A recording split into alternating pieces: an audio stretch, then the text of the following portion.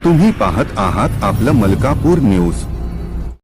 या शहराला सुरक्षित करण्यासाठी येणाऱ्या 2 तारखेला आपल्याला कमळाचं बटन दाबायचं आणि मी आपल्याला विश्वासाने सांगते की ज्या पद्धतीने ह्या देशाचा विकास होतो, या राज्याचा विकास होतो, त्याच पद्धतीने आपल्याला या शहराचा सुद्धा विकास करायचा आहे आणि ही माझी जबाबदारी आहे।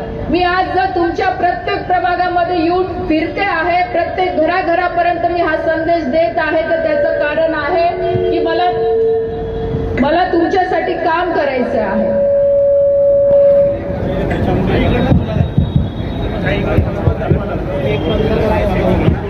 एक बंद करा, मोबाईल बंद करा। आणि त्यासाठी आपण सगळ्यांनी संधी द्यावी हीच मला आपल्याला विनंती करायची आहे। मी जास्त काही बोलणार नाही। इथे विरोधकांनी बऱ्याच टीका माझ्यावरही केल्या आणि याच्या आधी घराणेशाहीबद्दल ते खूप बोलले, पण आज ती वेळ त्यांच्यावर पण आलेली आहे। आम्ही नक्कीच आमच्या मागे घराणेशाही होती, आम्ही नक्कीच आमच्या परिस्थितीमुळे राजकारणात आलो। आज पंकजाताई असेल, मी असेल, पण याचा अर्थ असा नाहीये की आम्ही घराणेशाहीमुळे आलेलो आहोत, पण आम्ही लोकांच्या जनतेच्या सेवेसाठी आम्ही आलेलो आहोत, ना की आम्ही फक्त पद घेऊन बसलेलो आहोत। आज तिसऱ्यांदा जर तुम्ही निवडून दिलेला आहे तर मी पण तेवढी मेहनत इथे केलेली आहे। याचा अर्थ असा नाहीये की आमच्या मागे आमच्या वडिलांचं नाव होतं म्हणून फक्त आम्ही नाव लावलं आणि निवडून आलो आणि फक्त घरी बसलो। आम्ही लोकांपर्यंत पोहोचलो, तेवढा संघर्षही आम्ही केला। माझंही कुठे राजकारणाशी काही घेणं देणं नव्हतं।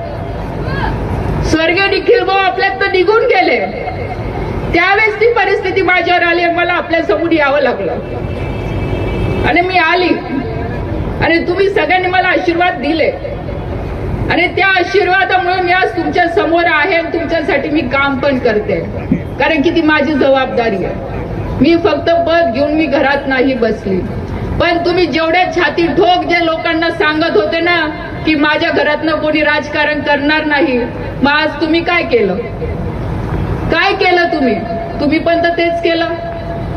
तुमच्याकडे तर एवढे सक्षम उमेदवार होते असं आम्ही ऐकायचो, मग कुठे गेले तर तुमचे सक्षम उमेदवार? का नाही त्यांना संधी दिली? मी तरी आज सांगते की ही निवडणूक मी माझ्यासाठी नाही तर माझ्या कार्यकर्त्यांसाठी लढते आहे, मी लोकांसाठी लढते आहे। आज तर तुम्ही ते पण नाही केलं। तुमचे सक्षम कार्यकर्ते असून सुद्धा तुम्ही त्यांना घरी बसवलं, स्वतःच्या मुलीला पुढे केलं आणि अजून तुम्ही स्टेजवरनं सांगतात की लढाई लोकांची नाहीये आणि खडसे पाटीलची आहे।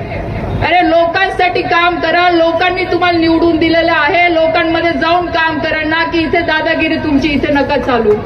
इथे महिलांना परेशान करायसाठी तुम्हाला लोकांनी नाही निवडून दिलेलं आहे, इथे जनतेने तुम्हाला काम करायसाठी निवडून दिलेलं आहे। तुम्हाला कॉम्पिटिशन करायची ना आमच्या सोबत, तर कामांची करा।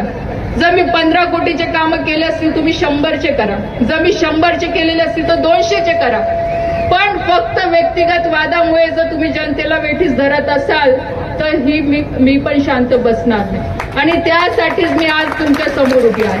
नाही तर मी याच्या आधी तुम्ही बघितलं असेल, मी कधी एवढं सक्रियपणे मी राजकारणात कधी भाग घेतला नाही, कोणत्या निवडणुकामध्ये मी सक्रिय झाली नाही। माझं लोकसभेचं इलेक्शन आहे तर तुम्हीच लोक मला एवढं डोक्यावर घेऊन घेतात की मला गरज नसते की मी प्रत्येक ठिकाणी मी जाईल, कारण की तुम्ही सगळे माझ्या पाठीशी राहतात। पण ह्या वेळेस मला ती गरज वाटली म्हणून मी हा निर्णय घेतला। ज्याला जे काही अर्थ लावायचं ते लावू द्या, ज्याला जे काही बोलायचं ते बोलू द्या, पण हे निवडणूक फक्त आपल्यासाठी मी लढते आणि कार्यकर्त्यांसाठी लढते, एवढंच मी आपल्याला सांगेन। एक आता काल की परवा मी असंच मोबाईल बघत होती, ते एक शेअर मला तिथे एक चांगला दिसला आणि मला वाटलं सेम परिस्थिती आमची सुद्धा आहे आणि ते शेअर मी तुम्हाला सांगते। मी कधी शेअर बोलत नाही, पण ते वाचल्यावर मला वाटलं की हे नक्कीच आपण लोकांना सांगितलं।